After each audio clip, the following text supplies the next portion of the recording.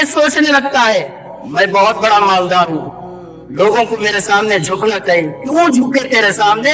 تیری دولت تیرے نسل کے خاطر ہے، تیری دولت ہر غریب کے خاطر تھوڑی ہے، تیری دولت کسی علماء کے خاطر تھوڑی ہے.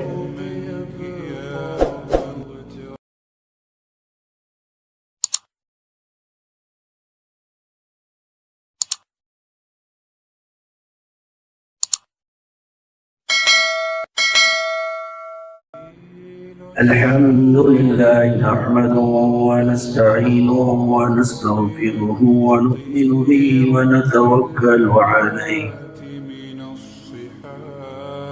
ونعوذ بالله من شرور أنفسنا ومن سيئات أعمالنا من يهده الله فلا مضل له ومن يضلل فلا هادي له ونشهد أن لا إله إلا الله وحده لا شريك له ونشهد أن سيدنا وسندنا ومولانا محمدا عبده ورسوله أرسله بالحق بشيرا ونذيرا وداعيا إلى الله بإذنه وسراجا منيرا. أما بعد فأعوذ بالله من الشيطان الرجيم. بسم الله الرحمن الرحيم. وما الحياة الدنيا إلا لعب ولهو وللدار الآخرة خير. وما الحياة الدنيا إلا لعب ولهو وللدار الآخرة خير للذين يتقون أفلا تعقلون. وقال النبي صلى الله عليه وسلم من كانت الدنيا همه فرق الله عليه أمره أو كما قال النبي صلى الله عليه وسلم. رب اشرح لي صدري ويسر لي أمري واحلل عقدة من لساني يفقهوا قولي. اللهم صل على محمد وعلى آل محمد كما صليت على إبراهيم وعلى آل إبراهيم إنك حميد مجيد. اللهم بارك على محمد وعلى آل محمد كما باركت على إبراهيم وعلى آل إبراهيم إنك حميد مجيد. قابل قدر السامعين الكرام، بزرگان محترم اور میرے نوجوان بھائی، قرآن مجید کی آیت اور حدیث پاک کی روشنی میں اس وقت آپ حضرات کی خدمت میں جو بات عرض کرنی ہے وہ ہے ہم سب کی زندگی اور تربیت کا اہم حصہ کہ ہم سب کو دنیا میں کیسے زندگی گزارنا چاہیے. مال کے حرص کے ساتھ، مال کے لالچ کے ساتھ زندگی گزارنا چاہیے یا استغنائیت کے ساتھ، قناعت پسندی کے ساتھ زندگی گزارنا چاہیے.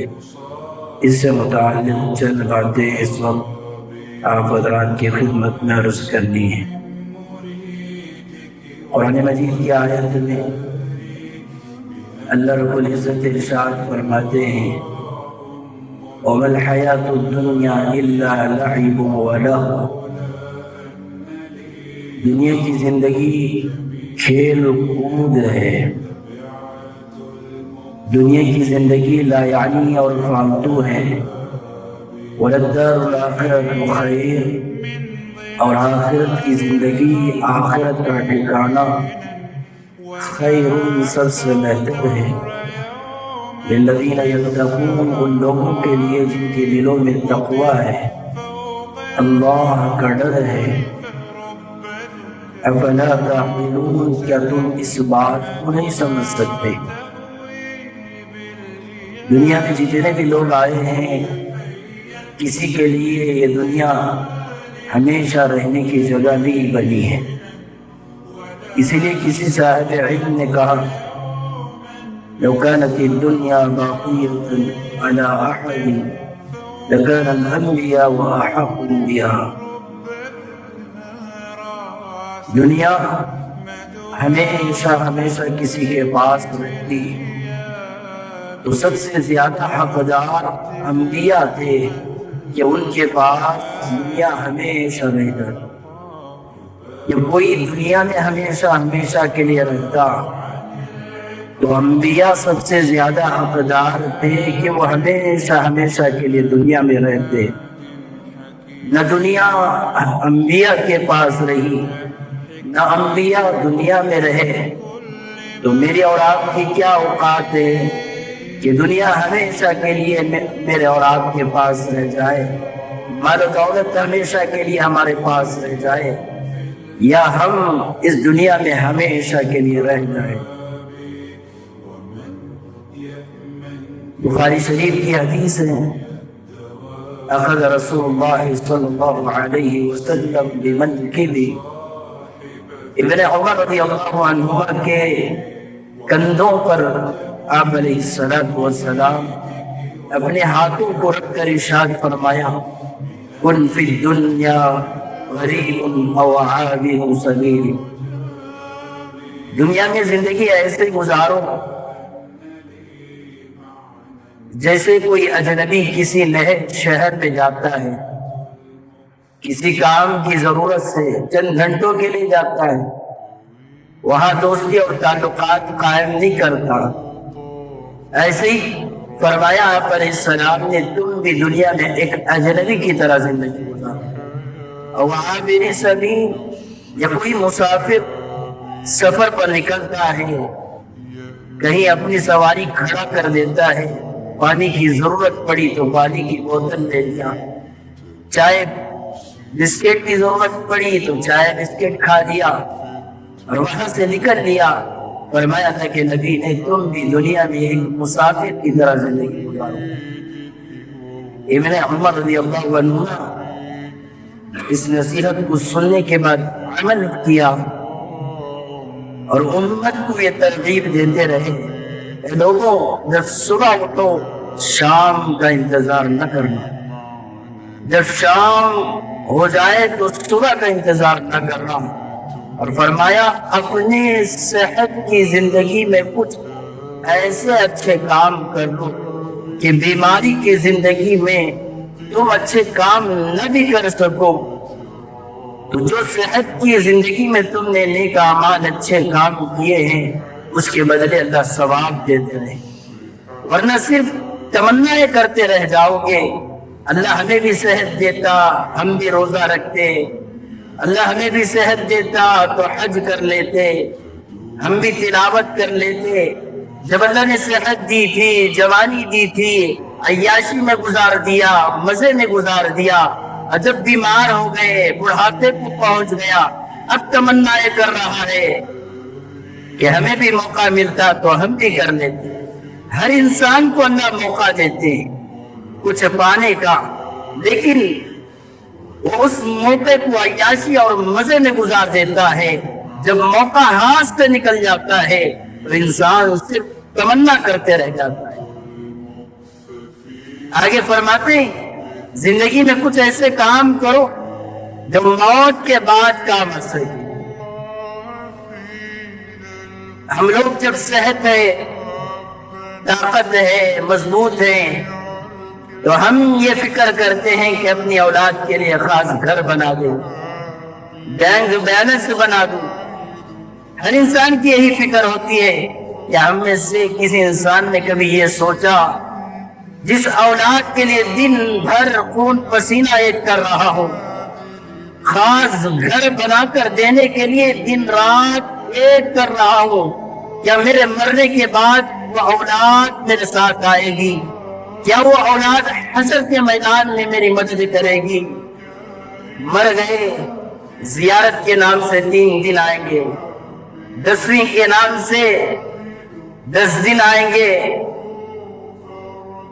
اور جہنم کے نام سے 40 دن آئیں گے، پھر اس کے بعد رسم ختم، بھولنا شروع ہو جائے گی۔ دنیا والوں نے یاد رکھنے کی ایک لمٹ متعین کر دی ہے، زیارت کے نام سے یاد کر لیا، چہلم کے نام سے یاد کر لیا، برسی کے نام سے یاد کر لیا، اب پورا سال بھول گئے۔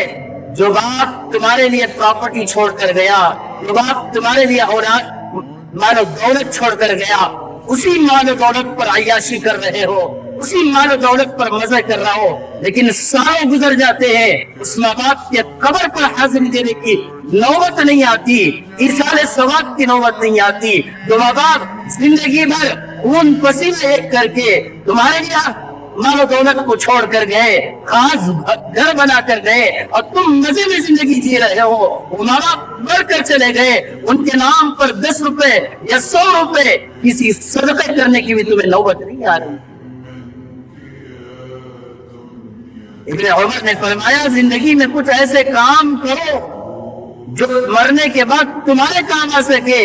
جس اولاد کے لیے تم مٹ رہے ہو، جس اولاد کے لیے تم سب کچھ چھوڑ کر جا رہے ہو، 40 دن گزر جائے، سال گزر جائے، وہ اولاد بھول جائے گی۔ ایک اور حدیث میں آتا ہے، جناب محمد رسول اللہ صلی اللہ علیہ وسلم نے فرمایا من كانت الدنيا همه فرق الله عليه امره۔ جو بندہ اپنی سوچ، اپنی فکر صرف اور صرف دنیا پر لگاتا ہے، فرق اللہ علیہ امره، اللہ تعالیٰ اس کے کاموں کو بکھیر دیتے۔ 24 گھنٹے 20 جگہ جانا، 20 کام، پریشان ہو جاتا ہے، تھک جاتا ہے، نہ بیوی کے لیے ٹائم، نہ بچوں کے لیے ٹائم، نہ ماں باپ کے لیے ٹائم، نہ اللہ اس کے رسول کے لیے ٹائم۔ اور فرمایا وَجَعَلَ فَقْرَهُ بَيْنَ عَيْنَيْهِ، اور اللہ اس کے آنکھوں کے سامنے فقیری دکھاتے ہیں، غریبی دکھاتے ہیں۔ وہ یہ فیل کرتا ہے اتنا کما رہا ہوں پھر بھی ترقی نہیں کر رہا، دن بھر سالوں سے محنت کر رہا ہوں پھر بھی خاص گھر نہیں بن رہا۔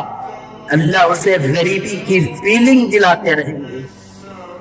پھر آگے فرمایا وَلَمْ يَأْتِهِ مِنَ الدُّنْيَا إِلَّا مَا كُتِبَتْ لَهُ، اور سنو دنیا اس کو اتنی ہی ملے گی جتنا اللہ نے لکھ دیا ہے، چاہے جتنا بھی ہاتھ پیر مار لو اتنا ہی ملے گا جتنا اللہ نے لکھ دیا ہے۔ حضرت عمر صاحب پالن پوری رحمت اللہ علیہ دعوت و تبلیغ کے بہت بڑے اللہ والے بزرگ گزرے ہیں، مثال سے انہوں نے سمجھایا کہ ایک آدمی اپنے چھت پر، اپنے گھر کے چھت پر ایک ٹینکی لگاتا ہے 1000 لیٹر کا، اور گھر میں 5 نل لگاتا ہے۔ اب بتاؤ اس 5 نل میں کتنا پانی آئے گا؟ 1000 لیٹر ٹینکی ہے تو 1000 لیٹر ہی پانی آئے گا، اس سے زیادہ آئے گا؟ 10 نل لگا لیا، اب 10 نل لگایا تو پانی بڑھ جائے گا، 1000 لیٹر ٹینکی ہے تو 1000 لیٹر ہی پانی آئے گا۔ 20 نل لگا لیا گھر میں، اب پانی کتنا آئے گا؟ جتنا ٹینکی میں ہے اتنا ہی آئے گا۔ ایسے ہی دکانیں بڑھ گئی، بزنس کے سورسز بڑھ گئے، لیکن آئے گا اتنا ہی جتنا اللہ نے مقدر میں لکھ دیا ہے۔ فرمایا جو اپنی فکر اور سوچ دنیا کے لیے لگا دیتا ہے اللہ اس کے کاموں کو بکھیر دیتے ہیں۔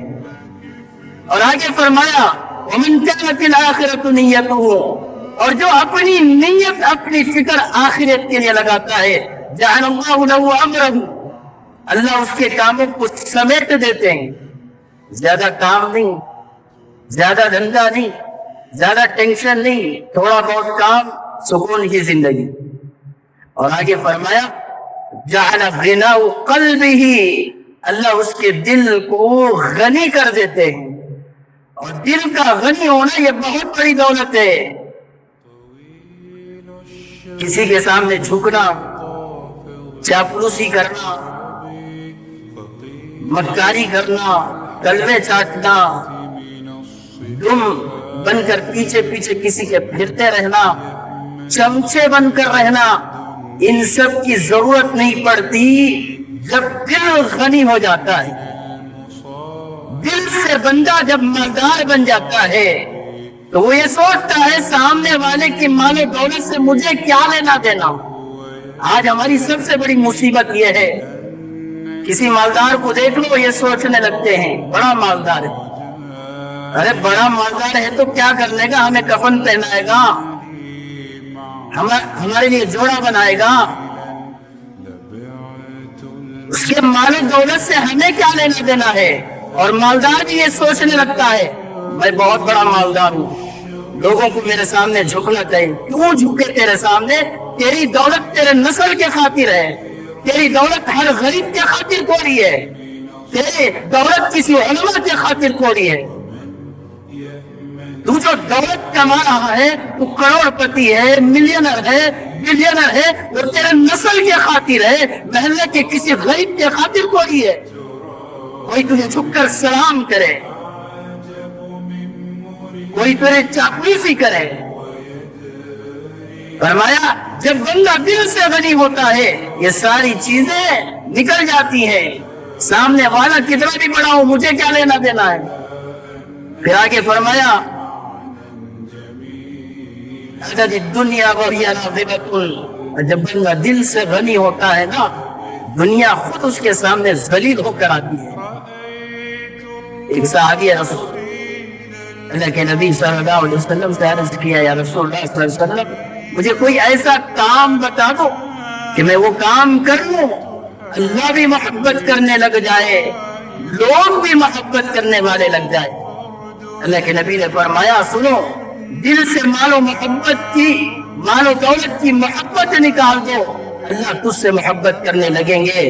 اور دنیا والوں کے پاس جو کچھ ہے، وہ چاہے جتنا بڑا کروڑ پتی ہے، ملینر ہے، بلینر ہے، اس سے نظریں ہٹا دو، لوگ تجھ سے محبت کرنے لگ جائیں گے۔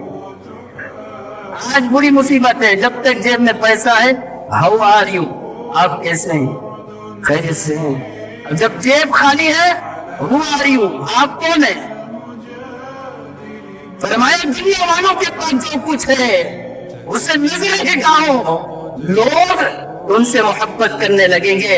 اور وہ مالدار بھی ہے، تم اس سے نظریں ہٹا لو، وہ جھک مار کر تمہارے سامنے آئے گا کہ میں اتنا بڑا مالدار ہوں، مجھے سلام نہیں کرتا، مجھے نہیں دیکھتا، وہ خود آئے گا تمہارے سے تعلق بنانے کے لیے۔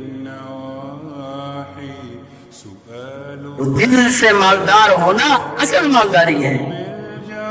ایک اور حدیث میں آتا ہے جناب محمد رسول اللہ صلی اللہ علیہ وسلم نے فرمایا من احب دنیاہ اضر آخرتہ ومن احب آخرہ اضر بدنیاہ، جو دنیا سے محبت کرتا ہے اس کو آخرت کا نقصان ہوتا ہے، اور جو آخرت سے محبت کرتا ہے اس کو دنیا کا نقصان ہوتا ہے۔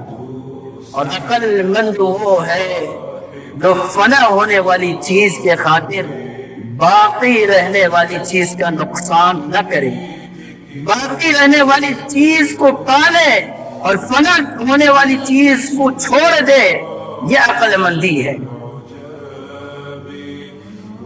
اس حدیث سے علماء نے سمجھایا جو دین کے خادم ہوتے ہیں، علماء ہوتے ہیں، ائمہ ہوتے ہیں، اکثر و بیشتر وہ مال و دولت نہیں ہوتی ان کے پاس، غریبی ہوتے ہیں۔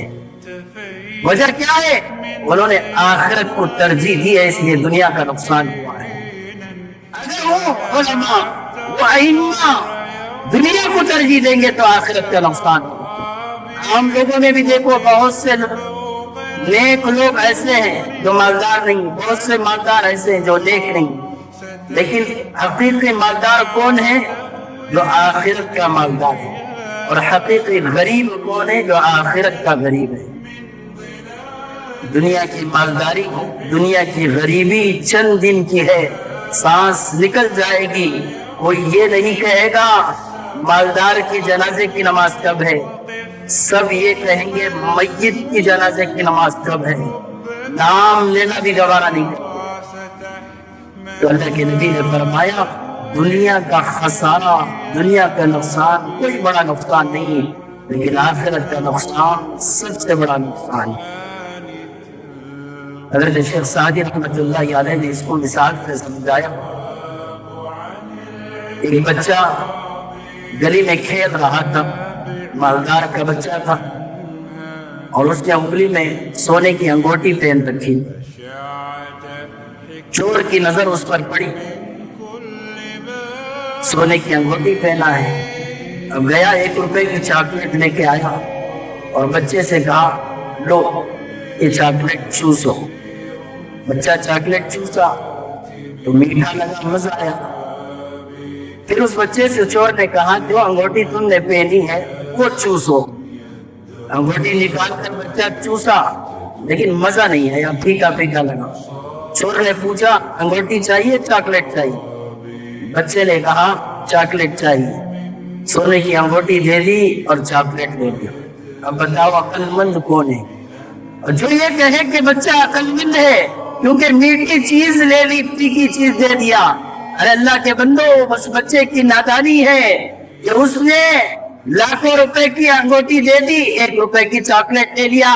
اگر سونے کی انگوٹی اس کے پاس ہوتی تو اس انگوٹی سے چاکلیٹ کی دکان خرید سکتا تھا، لیکن ظاہری لذت کو دیکھا، ظاہری مزے کو بچے نے دیکھا۔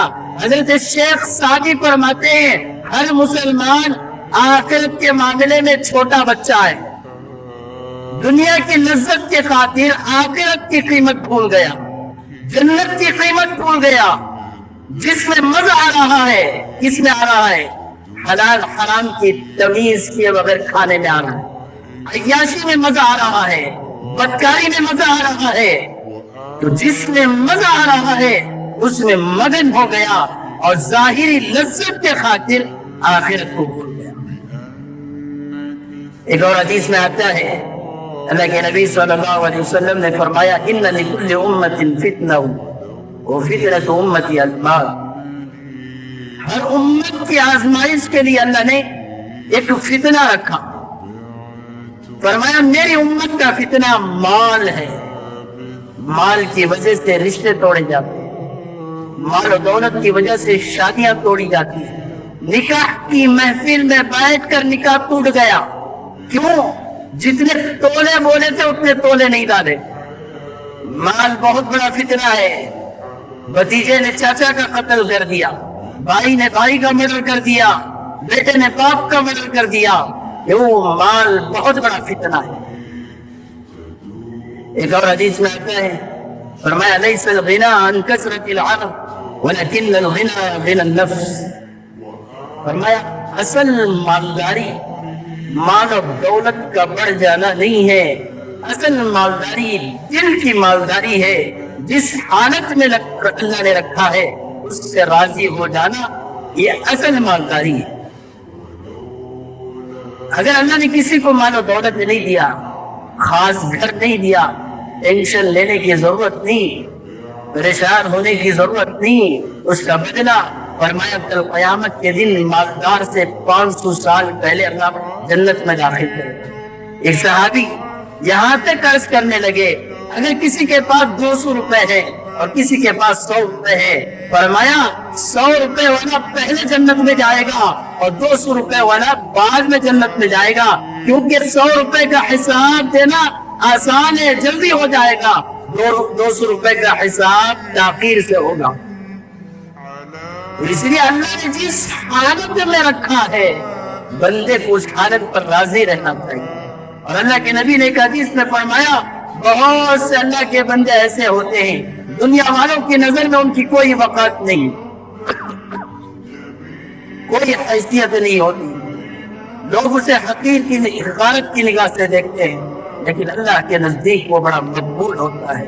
اور بہت سے ایسے بندے ہوتے ہیں جن کے لیے قالین بچھائی جاتی ہے، پردے بچھائی جاتی ہیں، پھولوں کو برسایا جاتا ہے، لیکن وہ اللہ کے نزدیک ان کی حیثیت مچھر کے پر کے برابر بھی نہیں ہوتی۔ حضرت علی رضی اللہ تعالیٰ عنہ نے فرمایا جب آدمی دل سے دنیا کی محبت نکال دیتا ہے، اب دنیا کی مصیبتیں پریشانیاں اسے آسان لگتی، آدمی جب موت کو یاد کرتا ہے نا اسے نیکی کی توفیق ہوتی ہے۔ ہم گناہ کیوں کرتے ہیں؟ اس لیے کہ ہم موت کو بھول گئے ہیں، مرنا ہے یہ بھول گئے، اس لیے تو گناہ میں مبتلا۔ موت کو یاد کرو پھر دیکھو گناہ ہوگا یا نہیں ہوگا۔ گناہ کرنے سے پہلے 100 بار سوچو ابھی مر گیا تو کیا ہوگا۔ کہ گناہ اس لیے کرتا ہے بندہ کہ وہ موت کو بھول گیا۔ ابن عمر رضی اللہ عنہما بہت بوڑھے ہو گئے تھے، کمزور ہو گئے تھے۔ ایک تابعی حضرت مطیع رحمۃ اللہ یعنی عیادت کے لیے آئے، دیکھا چارپائی پر لیٹے ہوئے، کمزور ہیں۔ گھر والوں سے کہنے لگے کوئی طاقتور غذا نہیں کھلاتے؟ انہوں نے کہا ہم تو کھلاتے ہیں لیکن یہ نہیں کھاتے۔ جب بھی مزیدار کھانا بنتا ہے یہ پوچھتے ہیں محلے کے غریبوں کو بھی کھانا نصیب ہے نہیں ہے؟ نہیں ہے تو وہ سارا کھانا جو لذت والا گھر میں اچھا عمدہ کھانا بنتا ہے وہ تقسیم کر دیتے۔ حضرت ابن مطیع نے فرمایا ابن عمر سے اس حالت میں بھی یہ چیز کرنے کی کیا ضرورت ہے؟ اچھا کھا پی کر اپنی صحت کا خیال رکھو۔ ابن عمر رضی اللہ عنہما نے فرمایا میری عمر 80 سال ہے، 80 سال کی عمر میں کبھی میں پیٹ بھر کر مزیدار کھانا نہیں کھایا، اور موت کے قریب تم کہہ رہے ہو مزیدار کھانا کھاؤ۔ آج میرا اور آپ کا حال کیا ہے؟ کھانا مزیدار ہے تو کھائیں گے، مزیدار نہیں ہے تو بیوی پر برس پڑیں گے۔ اور یہاں ابن عمر رضی اللہ عنہما 80 سال کا عرصہ پورا لیکن کبھی پیٹ بھر کر مزیدار کھانا بھی نہیں کھایا۔ حضرت سفیان بن عیینہ رحمۃ اللہ یعنی دل کی مالداری کو سمجھاتے ہوئے فرماتے ہیں من اذا انعم اللہ نعمتہ فشکرہا، اللہ تعالیٰ نے جو کچھ نعمتیں دی ہیں اس پر شکر ادا کرو۔ جب کوئی مصیبت آ جائے زبان پر شکایت کا جملہ نہ نکالو، یہ اصل مالداری ہے۔ آج ہمارے پاس بہت کچھ ہے لیکن پھر بھی شکایت کے جملے نکلتے ہوئے نہیں تھکتے زبان سے۔ کتابوں میں ایک بیمار کے بارے میں لکھا ہے ہر تھوڑی دیر کے بعد اسے پانی سے آنکھوں کو دھونا پڑتا ہے۔ وجہ کیا ہے؟ یہ جو آنکھوں میں پانی آتا ہے نا، جو ہم پلک جھپکتے ہیں، یہ پلکیں وائپر کا کام کرتی ہیں۔ وائپر سے کیا ہوتا ہے؟ صفائی ہوتی ہے۔ تو ہر تھوڑی دیر کے بعد آنکھوں میں جو پانی آتا ہے نا، یہ پلکیں جو جھپکتی ہیں وہ صفائی کا کام کرتے ہیں۔ اگر پانی آنکھوں میں پانی آنا بند ہو جائے یہ پلکیں نہیں جھپک سکتے، آنکھ یوں ہی رہ جائیں گے۔